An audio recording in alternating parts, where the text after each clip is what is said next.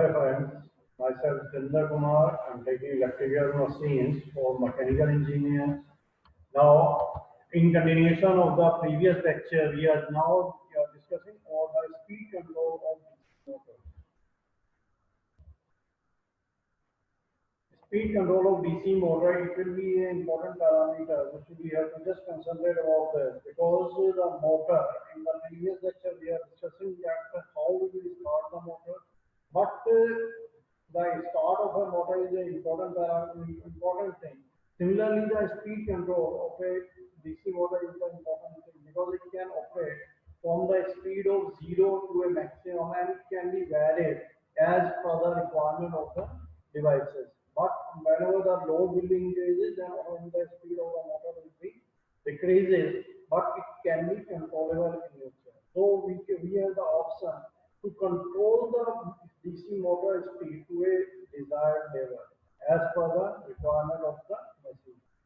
So back EMF of a DC motor is nothing but the induced EMF in armature conductors due to the rotation of the armature in magnetic field.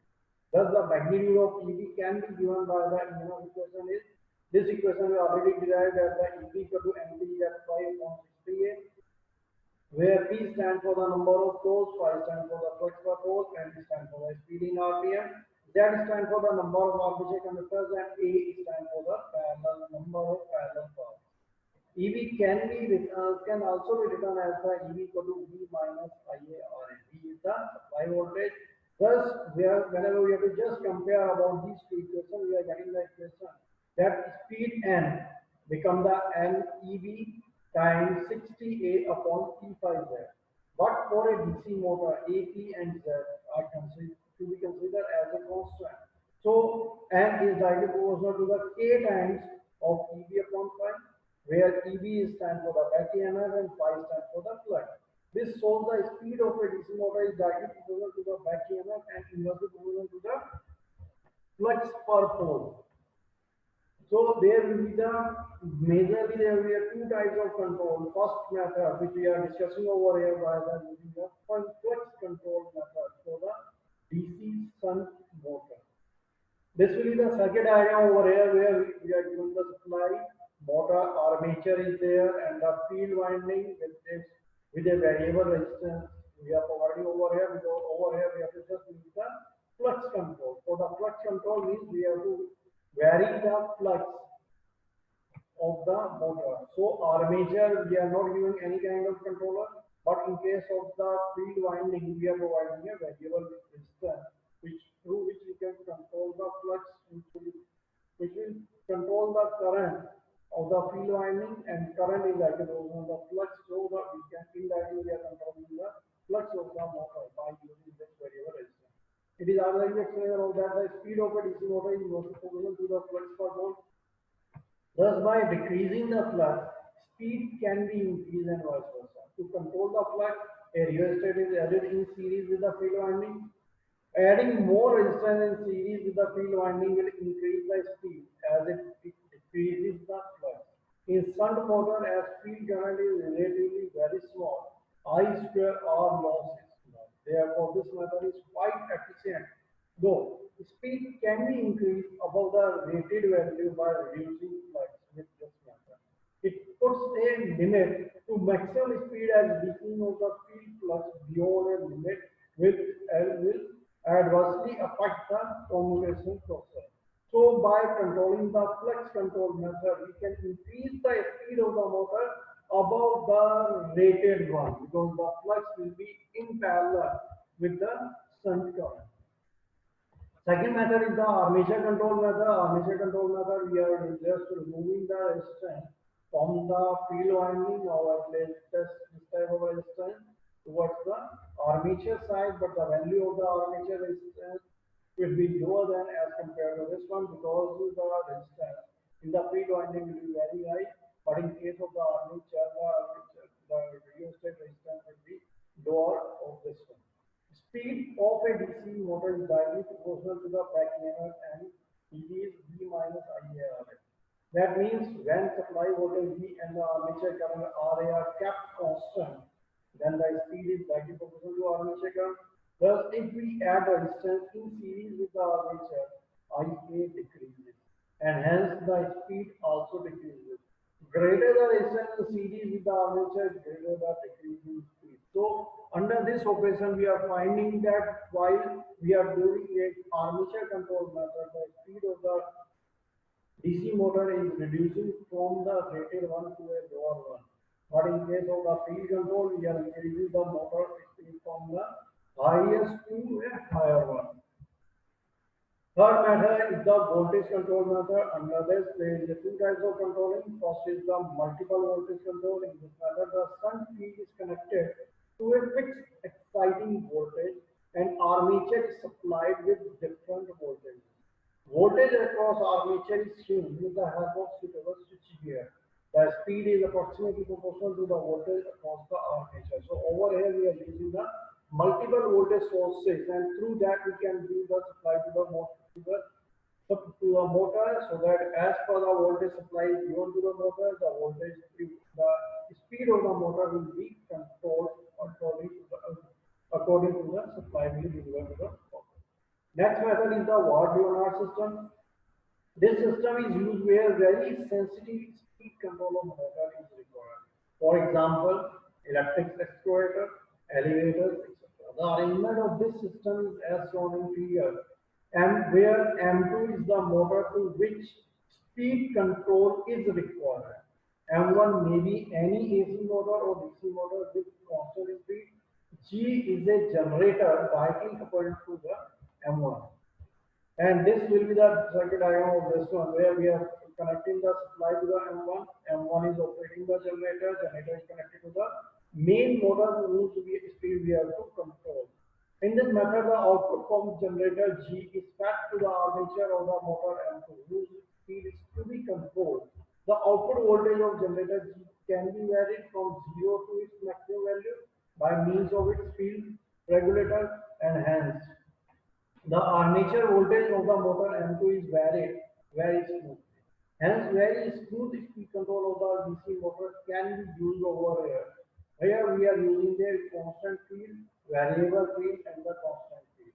So variable field will be control the field current of the generator, and the speed can be varied by using the M1 as a variable in nature, so we can control the speed of this one. If we are placing the armature control in case of the motor M1, then we can move the M2 to a very variable speed in nature. It will be below the rated one and above the rated one, or on the rated one. As we are finding that there is no variable parameter attached directly to the M2. So whenever we have to just control the speed of the motor, it can vary from the lower range to the above of the rated range without affecting their efficiency. So this will be the major advantage of this system, which will be called as the Ward-Leonard control. Next method we are applying for the series method, series flux control method. Here the first one is the field diverter. A variable resistance connected in parallel to the series field. This variable resistance is called as a diverter. As the desired amount of current can be diverted through this resistor, and hence current through field coil can be increased. The flux can be decreased to the desired amount, and the speed can be increased. So over here we are using a field diverter. Field diverter means across the field winding we have placed a resistance, and that resistance will control the flow of current which will be flowing through the field winding. As the resistance offered by the real estate will be lower, then the maximum current will flow through the resistance is placed through the field winding. As the high resistance we are providing from the real estate, then the maximum current will flow through the field winding. So the each diverter cycle will divert the current of the flux which will be flowing through the motor. Next will be the armature diverter. Diverter is connected across the armature. Same process is there, that the armature current will be controlled by the diverter armature resistance. As the resistance is low, the maximum current will flow to the resistance, and the minimum current will flow to the armature. If we are using a larger current to flow through the armature, then we are increasing the rheostat resistance so that the maximum current will flow through the armature circuit. So diverter is connected across the armature for a given constant load torque. If armature current is reduced, then the flux must increase as TA was diagonal 5 times IA. This will result in an increase in current taken from the supply, and hence flux phi will increase and subsequently speed of the motor will decrease. Tapped field control. The field coil is tapped, dividing number of turns. Thus, we can select different value of phi by selecting different number of turns in it. That is the paralleling field coil. In this method, several speeds can be obtained by regrouping the coils. And these are the different types of connections which will be shown over here. First one is the field diverter circuit, where the field winding is diverted by the rheostat. Second one is the armature diverter circuit, where the armature is diverted by rheostat. Third one will be the tapped series field winding, where the field winding is tapped in nature. So we have the option to apply that multiple kind of series field, right, with the armature. Then there is a paralleling field coil. Over here we are using the two series winding are connected in parallel with each other. So the total resistance offered by the series field will be the half of the rated one. So if we are making the equal arrangement of the field coils, then there is a half resistance will be offered, so the double current will flow through the armature. If we are making different combinations of the field winding, then the different types of current will flow. Either we are using the first coil or the second coil or the combination of the first and second coil, where we can vary the speed of the motor. Variable resistance series with armature. By introducing resistance in series with the armature, voltage across the armature can be reduced and hence speed reduces in proportion to it. Third method is the series parallel control. This system is widely used in electric traction, where two or more mechanically coupled series motors are employed. For low speeds, the motors are connected in series, and for higher speeds, the motors are connected in parallel.